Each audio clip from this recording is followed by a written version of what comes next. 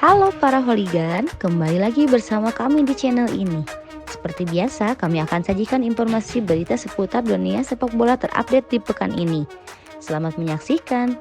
Sebelum lanjut ke berita spesial ini, jangan lupa like, comment, and subscribe agar tidak ketinggalan berita update dari klub-klub kesayangan kita. Let's go!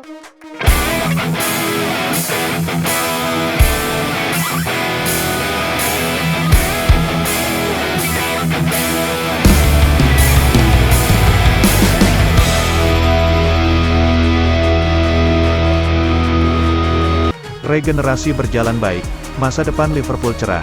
Kesuksesan The Reds memenangkan Piala Liga menunjukkan para pemain dari generasi baru sudah berjalan dengan baik ke skuad bermental juara. Ada Harvey Elliott, lengannya terbuka lebar dan tatapannya tajam. Senyum di wajahnya sembari memegang flare, asap merah mengepul ke langit Wembley. Betapa senangnya, betapa bergairahnya, sungguh momen yang luar biasa bagi remaja itu. Meski bisa saja berbuah sanksi dari Federasi Sepak Bola Inggris, FA, Elliott tentu saja mewakili masa depan Liverpool sekarang ini, dan pada hari Minggu kami melihat mengapa Jurgen Klopp sangat bersemangat untuk itu.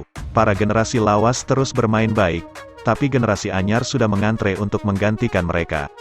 Pada usia 18 tahun, Elliott adalah permata di mahkota.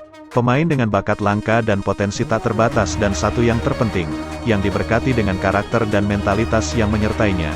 Ia sekarang menjadi pemain termuda yang pernah bermain untuk The Reds di Wembley, dan pemain berusia 18 tahun pertama yang tampil untuk klub di final akbar. Ia masih bisa bermain di FA Youth Cup atau UEFA Youth League musim ini jika diperlukan. Tetapi ia telah menunjukkan dirinya jauh melampaui level itu. Ia bukan satu-satunya pendatang baru yang membuat kehadirannya terasa pada hari Minggu.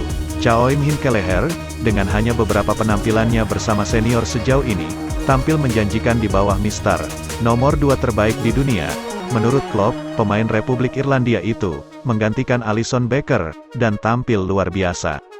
Ibrahima Konate dan Diogo Jota masuk dari bangku cadangan untuk memainkan peran mereka dan meraih medali pertama mereka bersama klub. Keduanya telah memberikan kontribusi besar musim ini, dan Jota juga sejak musim lalu. Namun, masing-masing pada usia 22 dan 25 tahun saat ini, mereka diyakini bakal memiliki peran yang lebih besar di tahun-tahun mendatang. Hal yang sama berlaku untuk Luis Diaz, yang menandai penampilan ke-6-nya bersama The Reds dengan trofi pertamanya. Seberapa baik pemain internasional Kolombia itu beradaptasi sejak pindah ke Anfield pada akhir Januari. Dengan harga 50 juta pound, ia sudah terlihat keren. Diaz adalah penyerang terbaik Liverpool pada hari itu. Langsung, terarah dan dengan kualitas yang menyertainya. Ia bahkan melampaui Mo Salah dan Sadio Mane yang hebat. Fans Liverpool pasti jatuh cinta pada Diaz. Mereka menyukai kecepatannya, energinya, kemauannya untuk bertarung. Klopp mengatakan ia belum pernah melihat seorang yang sering tersenyum, bahkan dalam latihan, dan ia suka melihat hal tersebut dilakukan oleh Diaz di setiap pertandingan. Jika semuanya berjalan sesuai rencana, Diaz, Jota, Elliott dan Konate, serta Trent Alexander-Arnold, yang pada usia 23 sudah dalam perjalanan ke status legendaris di Anfield, akan menjadi orang-orang yang membantu menjembatani celah dari generasi pertama tim yang luar biasa ke berikutnya yang cerah. Roberto Firmino, James Milner, dan mungkin yang lain, mencapai akhir karir bersama The Reds. Penggantinya sudah muncul. Mereka sudah meraih 1 trofi musim ini, dan sedang memburu 3 yang lainnya antara sekarang hingga Mei. Dan skuad mereka sekarang sudah sekuat yang dulu. Harmonisasinya pas, mulai dari generasi lama dan baru. Itu pun demikian dengan manajer yang brilian. Klopp sudah melukis satu mahakarya di Merseyside bersama generasi lama dan yang baru sudah mulai bermunculan.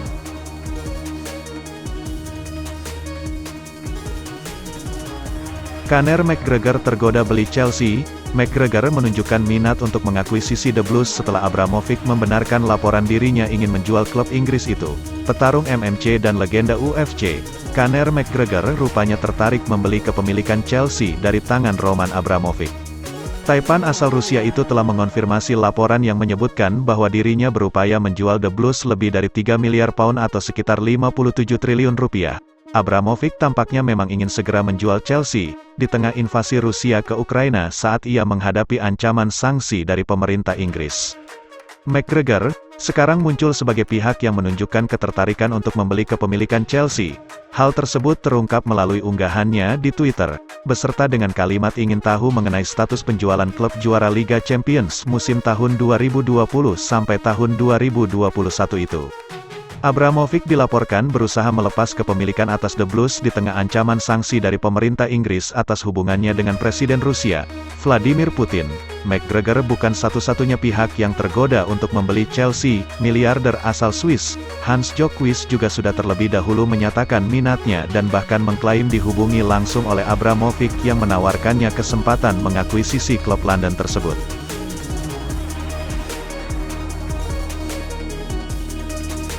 Bek ini paling susah dihadapi menurut gelandang Manchester City Ilkay Gundogan, bukan seorang Virgil van Dijk dari Liverpool atau Harry Maguire-nya Man United yang menurut Gundogan bek paling tangguh di Liga Primer. Gelandang tengah andalan Manchester City, Ilkay Gundogan, punya satu nama bek tengah di Liga Primer Inggris yang menurutnya paling susah untuk dihadapi, malah dinilai sebagai salah satu yang terbaik. Rupanya, Gundogan justru tidak menilai Van Dijk atau mungkin Harry Maguire sebagai bek tengah tersulit dan terbaik yang pernah dia hadapi. Kepada Bill, gelandang internasional Jerman ini menyebut nama Yerry Mina. Stopper milik Everton itu datang ke Liga Primer Inggris sejak 2018, dan Gundogan merasa bahwa duel melawan Mina adalah yang tersulit. Bek timnas Kolombia itu punya kebiasaan yang bikin pemain merasa sulit dan kesal.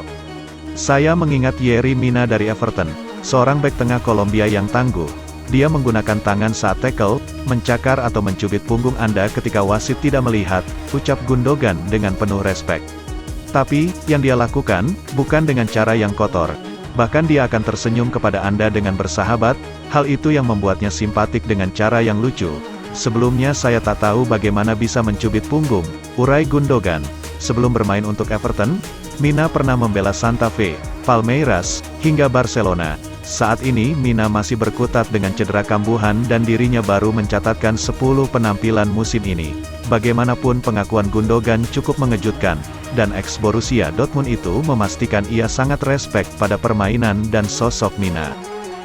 Dan itulah beberapa berita terbaru yang kami sajikan hari ini. Terima kasih sudah menyaksikan. Simak terus berita sepak bola dari kami. Jangan lupa like, share, and subscribe. See you!